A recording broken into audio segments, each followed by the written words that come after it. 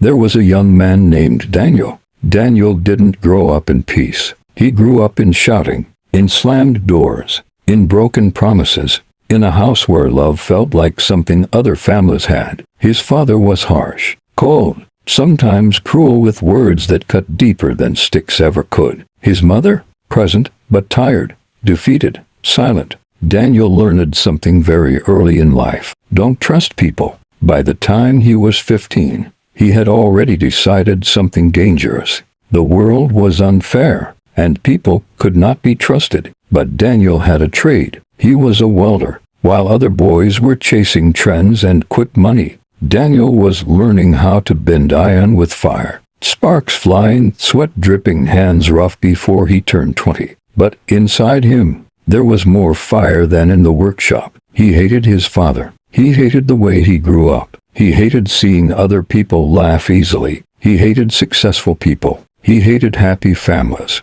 And slowly, he began to hate everyone. He would tell himself, if life showed me no love, why should I show anyone love? He worked hard, yes, but he is angry. Customers would greet him politely, and he would respond coldly. Friends tried to get close. He pushed them away. If someone succeeded, he would say they had it easy. He carried his childhood like a weapon. One day, something happened. An old man brought a broken metal gate to Daniel's workshop. The old man was calm, soft-spoken, patient. While Daniel worked, the old man watched him quietly. After a while, the man said something strange. You weld very well, but you hit the iron like you're fighting it. Daniel paused. He didn't respond. The man continued. Fire can shape iron, but if you use too much force, you destroy the design. Daniel felt something shift in his chest. The old man looked at him and said,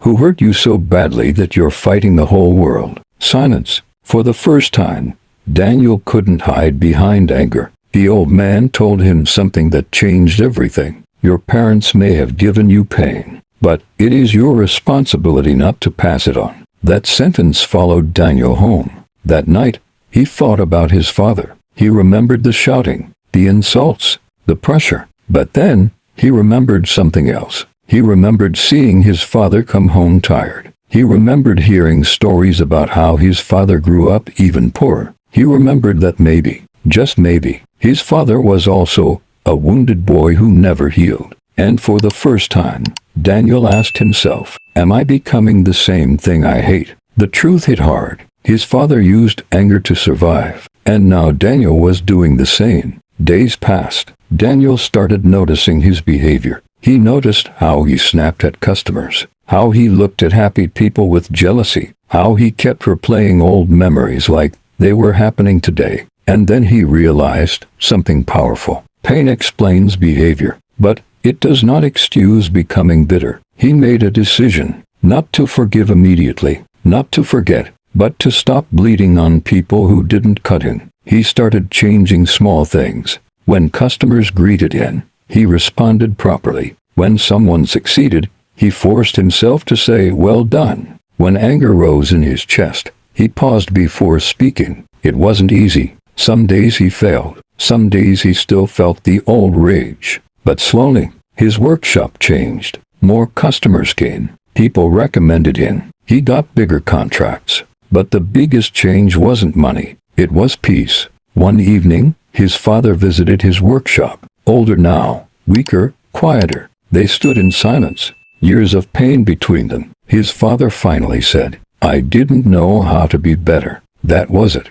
Not a dramatic apology, not a movie scene, just a broken man admitting his limitation. And Daniel understood something in that moment. Hurt people, but healed people heal people. Daniel realized he had a choice. He could continue the cycle, or he could end it. He chose to end it, and that decision changed his life more than any money ever could. See, many people watching this carry anger from childhood. You feel like life cheated you. You feel like your parents failed you. Maybe they did, but listen carefully. You are not responsible for the pain you receive, but you are responsible for the pain you spread. Your past explains you. It does not define you. You can have a broken beginning and still build a powerful future. Daniel didn't change because life became easy. He changed because he refused to let his past control his character. And that is strength. If you're holding anger right now, ask yourself, are you protecting yourself? Or are you imprisoning yourself? You don't have to become what hurt you. You can be the one who ends the story differently. That's the real strength. That's the real man. That's growth.